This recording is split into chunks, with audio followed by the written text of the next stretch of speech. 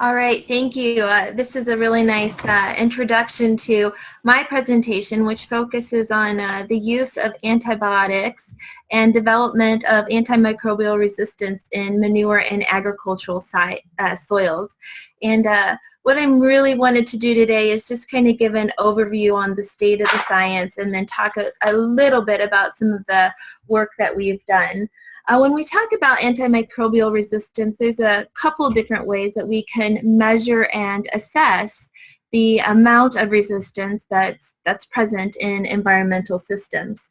The first way is to look at the fraction of a specific population to see what percentage of those are able to grow in the presence of an antibiotic and then demonstrate resistance. So that's antibiotic-resistant bacteria. We also are using qPCR methods to try and quantify and assess the concentrations of resistant genes.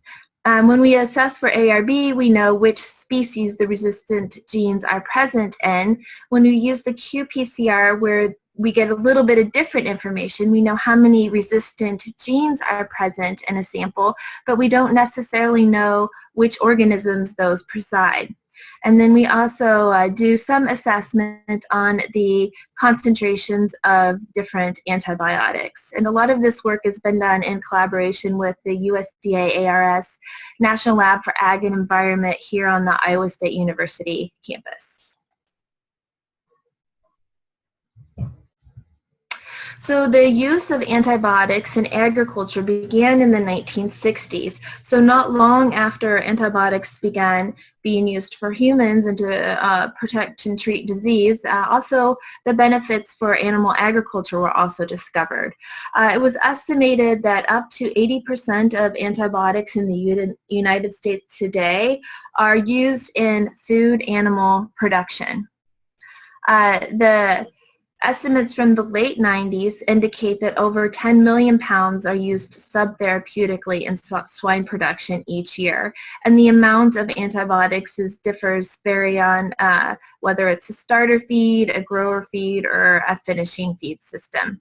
And another big motivator in the increase in the use of antibiotics is the decline in price. So what in the past may have cost up to $200 per kilogram could be as low as 20 to 40 pounds per kilogram. So the use of antibiotics by the livestock industry really it makes economic sense.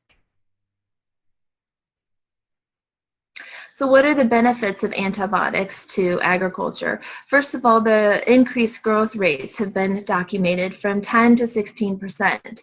This could mean that there's an improvement in feed efficiency, the shorter time to market, and more meat is produced on a per animal basis.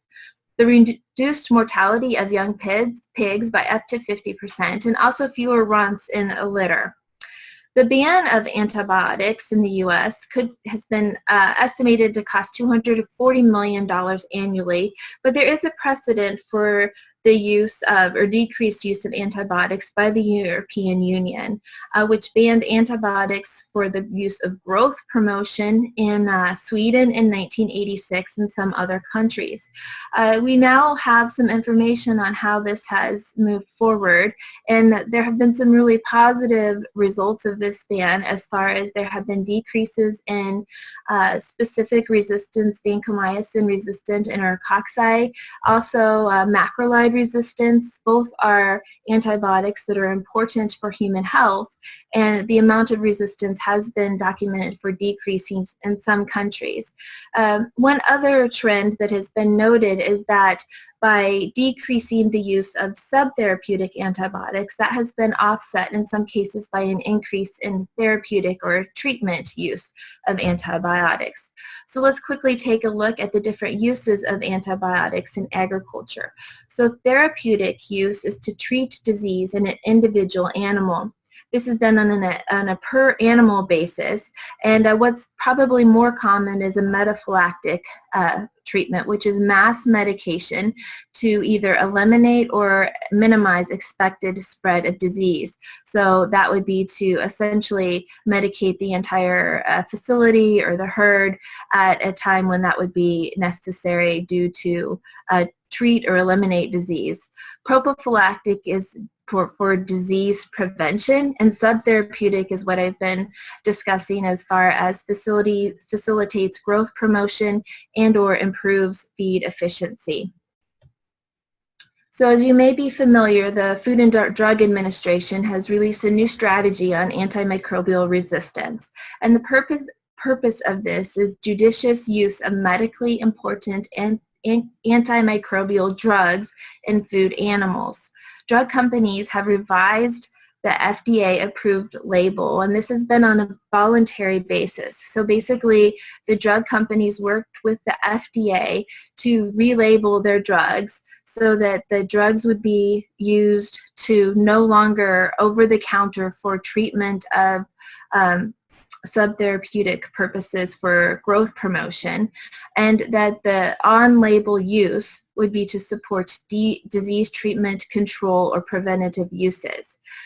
Also, the over-the-counter status was changed to veterinary feed directive, so that a veterinarian would need to be involved in the decision to medicate an animal or herd. This has been a voluntary approach, and in that, I mean that the drug companies have been working on a voluntary way with the FDA.